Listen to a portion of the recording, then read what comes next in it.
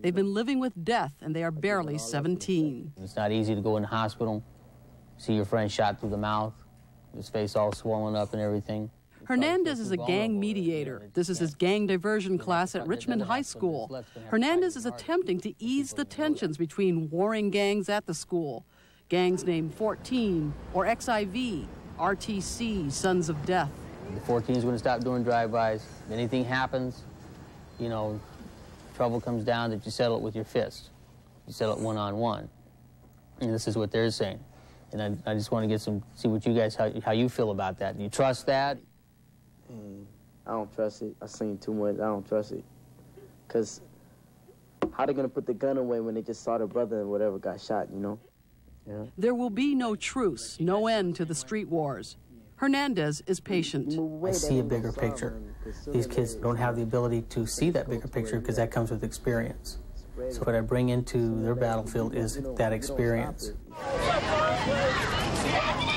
Hernandez was a member of a gang called Satan's Sons. He has shot at and stabbed a rival. He spent time in prison, and he's seen a younger brother killed by gang members. However hardened these kids have become, they listen to him. He knows why they're seduced by the gang life. It appeals to them because it's a world other than their own. In their own life, which is miserable and desolate and full of despair and grief, they can't control that.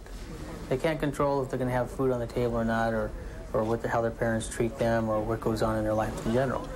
In this world, they feel they're controlling it. Yeah, Jim Hernandez this way. Thanks. It is a world that has already touched 9-year-old Roger Rodriguez. He and 17-year-old sister Jessica Cambrone have different fathers they don't live with. Their mother works 2 jobs. Jessica hangs around with a gang called the 13. She's right on the edge. Roger fights boredom and the temptation of joining gangs. His classmates already wear trademark gang clothes. Some have claimed or joined gangs. How close was Roger to claiming a gang? Real close. Dangerously close, actually. Did they ask you if you're claiming? So one time they did. What'd you say? And I said, what's claiming? But they said, never mind. Hernandez is working hard to save him. What I'm also trying to preserve for him is his childhood.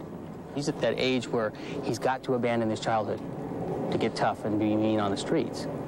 It's quite conceivable that in 5 years from now he's sitting in juvenile hall for murder or something. And his whole life is ruined. Here you go, you got it. Taking him to the playground, even seeing Jurassic Park 3 times are deterrents. What do you like to do? I want to be a kid, play video games, and watch movies. All right. Where to next? Jim Hernandez is doing his best for kids like Roger, and for even kids whose lives already seem lost to violence. I don't demand trust or even respect from them. All I do is give it. Older gang members, weary of the violence, believe in prevention programs. They wish it was there for them. Preventing gangs, you got to start with a young age. Because once they're in it to win it. See, they're in it for life.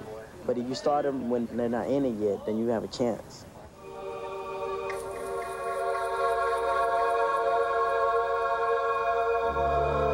Do or die, you or me. That's what I'm faced with in this mad society. And so I do.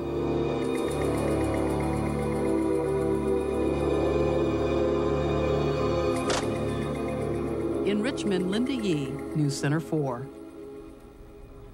Although it comes from the heart, that is not an easy job. And since taping that segment, Jim Hernandez has left the West County School District and quit his job as gang mediator over differences in philosophy, he says. But Hernandez continues to do gang outreach work with nonprofit groups, and he intends to continue working with schools. We will take a drastic